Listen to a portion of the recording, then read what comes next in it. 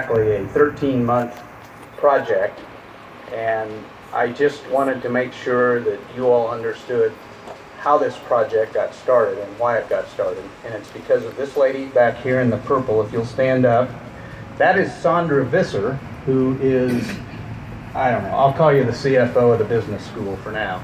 But they were in this building, and she called me one day and said, "Do you have anything to do with the Grover Cobb Memorial?" And I said, "Well, you know, it's kind of broadcaster's why." She goes, "Well, I've kept my eye on it for years and would always call and tell somebody there's a branch down or something.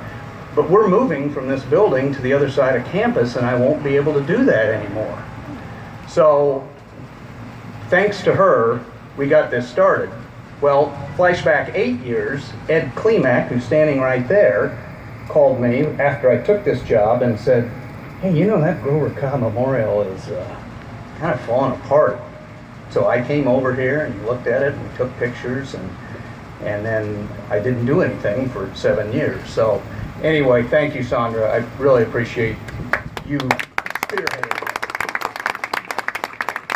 So now I'd like to turn this over to, all this was made possible through the Kansas Association of Broadcasters Foundation, and our chairman is Mark Vail, and he will take it from here.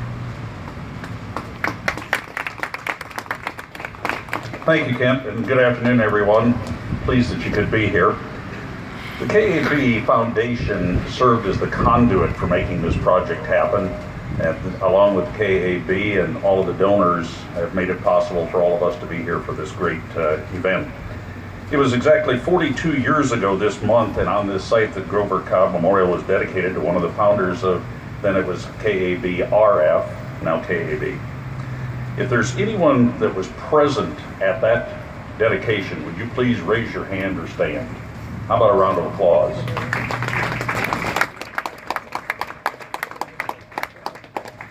Grover not only served his station in Great Bend with distinction, but he went on to become an executive at the National Association of Broadcasters in Washington, and used his influence in Capitol Hill and at the FCC to pave the way for all of the broadcasting industry. We so appreciate the KAB members who, following his death, raised the funds to build this tribute to Grover and the Kansas broadcasting industry. Today, we're just as grateful to those who helped make the reconstruction of this memorial a possibility. Their names are etched into the plaques and the stonework, which we'll be unveiling in just a few minutes. I'd also like to again recognize the committee that worked on this project for over a year. You met them at lunch, if you were there. If you would, please wave Rich Wartell, Mark Trotman right next to him, and Kent Portage, our KAB president and executive. All of this happened because of the vision and the creativity of the K-State Landscape Architecture School, led by Professor Chip Winslow. He and his students took a rough concept and turned it into what we're dedicating today.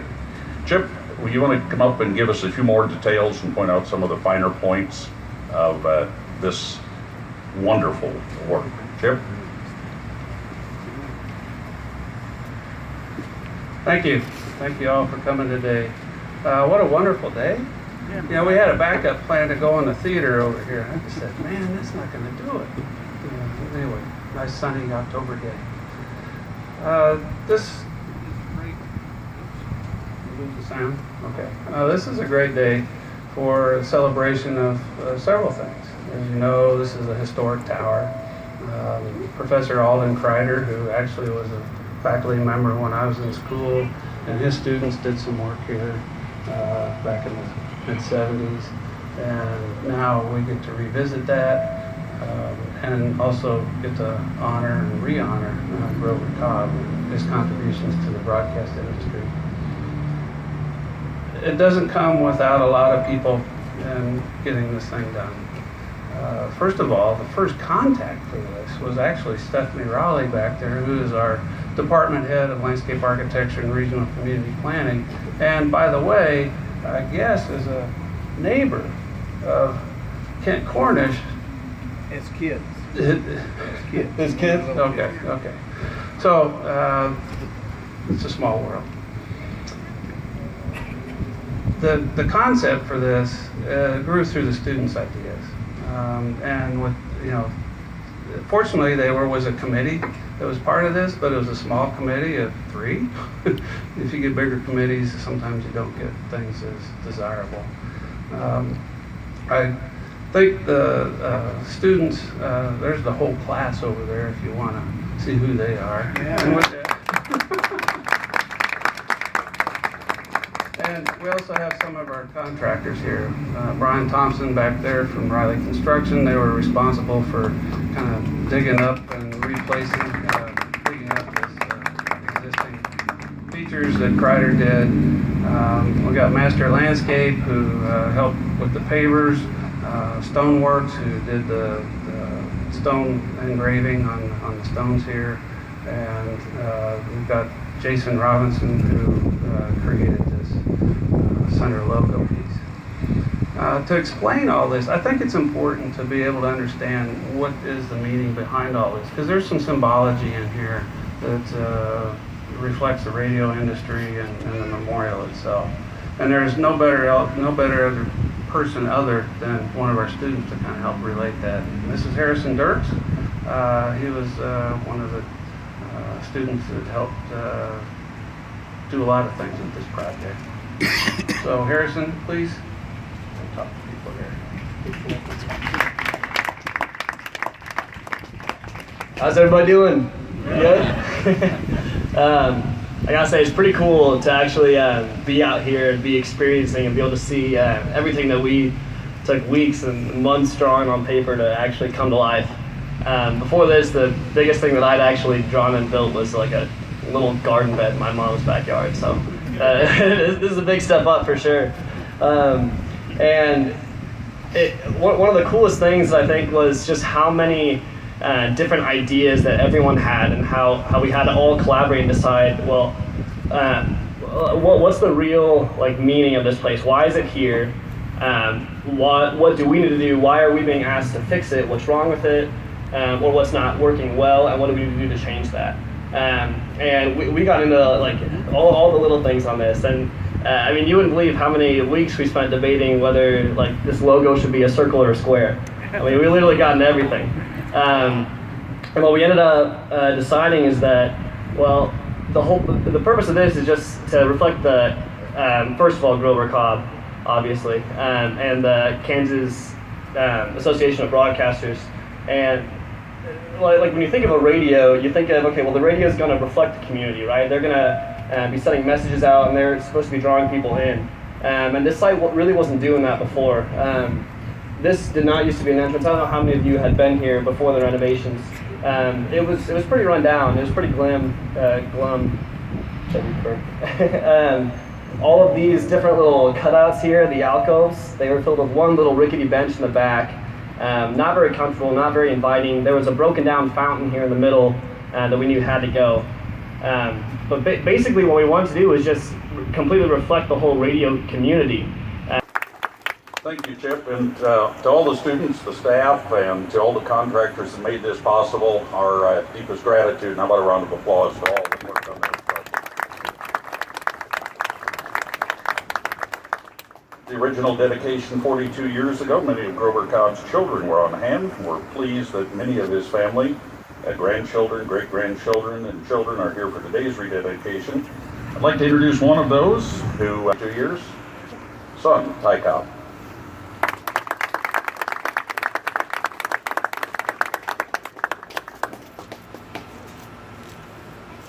Well, it's an honor to be here, and on behalf of the Grover Cobb family and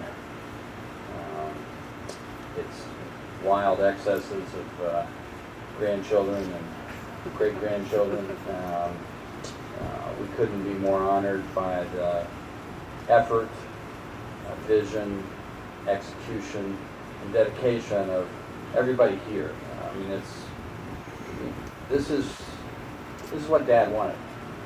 He wanted Kansas Association of Broadcasters as a family. And he wanted to make sure, like many post-World War II people who settled the heartland, that information could be widely disseminated and they could participate aggressively and in totality with the rest of the country in building up communities, good schools, good homes, good places to grow up, and contribute to society, build leaders. Another thing that was very important to him at inception with regard to the Kansas Association of Broadcasters was broadcasters had a jewel in their hand, technology. And the danger that it faced at the time was over-regulation. And he wanted people to come together and help chart a path for how to well treat and respect the jewel of technology that they had. And I think through the dedication and continuation of that inspiration, the association has done that work, and it's still ongoing. In fact, it's probably never been as challenging as it is now. I know Randy spoke quickly. I actually have no time limit. And the over-under was like 30 minutes, but I took the over, so everybody can relax. But we all have our stories like Randy told, and I think those are the kinds of things we're proudest of our father. He would hate this event. He would be deeply honored, but he'd be really embarrassed. Fortunately, the humility gene skipped me, went to many of my siblings, so I love it. And I can't tell you how happy I am to be here with family, friends, old friends, new friends, and inspirational young leaders who went from creation to execution to completion on a project that is very dear to my heart and that of my family. My story, like Randy's, was I was in an elevator as a young child in D.C. with my father, and that was back in the day where there was always a uniformed elevator operator who would ask you, what's your floor? And Dad struck up a conversation with the elevator operator, and I was holding his hand, and we got off the elevator, and I go, oh, so he's one of your friends? He goes, yes, he's a good man. It's always important to remember that the elevator operator and the guy on the top floor are just people. And we take those lessons very seriously. He taught us respect, taught us hard work, taught us entrepreneurship.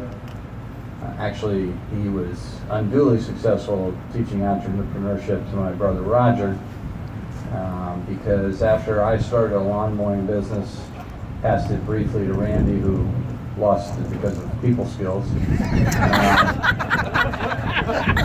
Quarreling with the customers just was not a business plan. Then we passed it down to Roger, who thought about this for a while and had seen how hard we had worked, and he hired Sue, our sister, Susan, and he charged the same amount as Randy and I did, but he gave Sue 50 cents a yard, which was maybe 20% of what he pocketed. So it was a very great family to grow up in. We have a lot of stories. Some of them we can tell. Some of them I think are still in the time capsule and hopefully forever. But today, again, for all of us, and we've talked about it and hugged it out, and gotten to look people in the eye who are deeply involved in the inspiration and execution of this project. I had the special privilege of shaking the hands with the students, and that meant a lot to me. And I wanted them to know how much this meant to our family, and what the life of an artist can be in terms of bringing people's dreams to fulfillment. Thank you so much We are deeply grateful as a family. We are so proud to have shared our father with his love of radio, technology, and teamwork. We wish you all the best in carrying on that teamwork on behalf of the Association of Broadcasters here in Kansas. And whenever we're in Kansas, we will be going out of our way to come here and meditate on the great feeling that today has brought, and the countless hours and love and affection and professionalism that went into this. Thank you so much.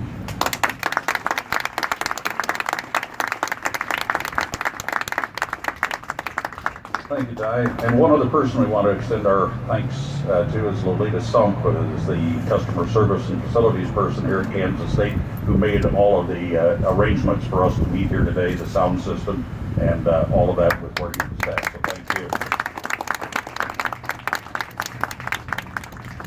I know many of us never had the opportunity to meet or to work for or with Grover Cobb, but I can tell you, having worked with some of the greats in the industry over a long period of time, his legacy will affect us all for a long time, because the industry that he loved, he has had many, many, many effects on, and will have what he did back in his original days at KBGB and through his work at NAB and all of the rest of what he did.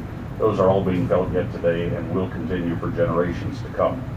And now, on behalf of the Kansas Association of Broadcasters and the Foundation, I'd like to ask all of Grover's relatives that are here, children, grandchildren, great-grandchildren, to come up, and maybe we can get one of the great-grandchildren to do the countdown, if you would. We'll do the unveiling of the kiosk here. I know there's a lot of you getting pictures and video. We appreciate that. Please share it with us and share it with the world.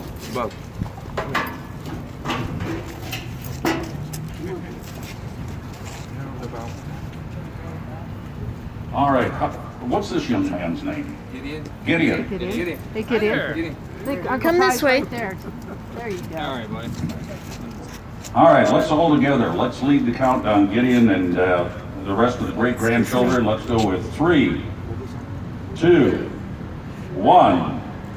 The Grover Cobb Memorial Rededication.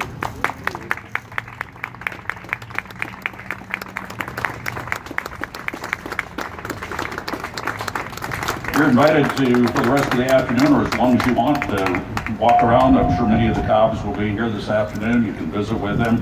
Thank you for being here, and as all broadcasters will tell you, the further we reach out, the closer we'll all become. Have a good afternoon. Thank you.